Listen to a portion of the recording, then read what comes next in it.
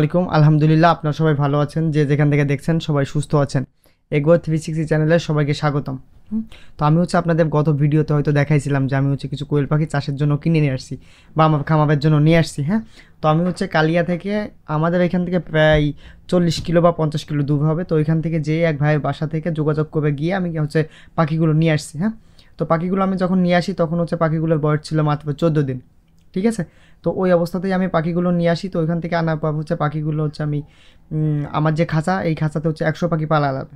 তো পাখিগুলো যেহেতু সাইজটা ছোটো ছিল, আমি সেজন্য পাখিগুলো সবগুলো একটা খাঁচাতে ছেড়ে দিয়েছিলাম, যাতে কোনো প্রবলেম না হয়।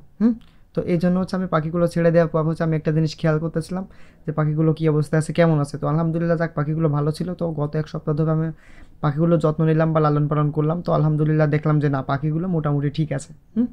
তো তারপর আমি একটা বিষয় খেয়াল করলাম, সেই বিষয়টা যে পাখিগুলো যেহেতু এক সপ্তাহের ভিতরে অনেকটাই বড় হয়ে গেছে, তাইলে এদের খাঁচাটা পরিবর্তন করে দেওয়া উচিত।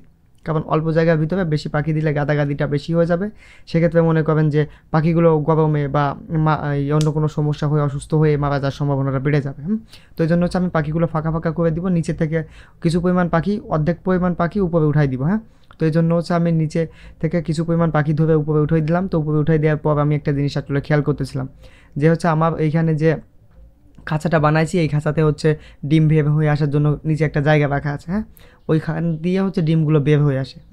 তো এই জন্য ডিমগুলো যেখান থেকে বের হয়ে আসে, আমি ওই জায়গাটা বন্ধ করে দিচ্ছিলাম। কারণ আমি খেয়াল করে দেখলাম যে ওই জায়গাটা দিয়ে দূরে একটা কোয়েল পাখি বের হয়ে আসছে। কারণ সম্পূর্ণ পাখিগুলো তো আসলে একইভাবে বা স্বাভাবিকভাবে একই রকমভাবে বৃদ্ধি হয়নি বা বড় হয়নি। হ্যাঁ, তো এই জন্য আমি ওই জায়গাটা বন্ধ করে দিলাম। ওই জায়গাটা বন্ধ করে দেওয়ার পরে দেখলাম যে না, আর কোনো জায়গা দিয়ে পাখি বের হয়ে যাওয়ার মতো জায়গা নাই খাঁচাতে।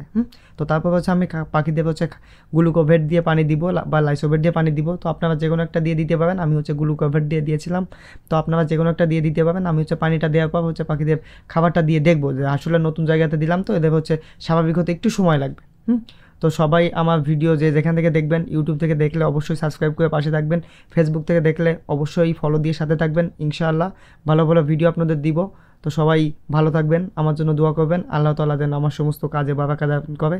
আসসালামু আলাইকুম ওয়া রাহমাতুল্লাহি ওয়া বারাকাতুহু।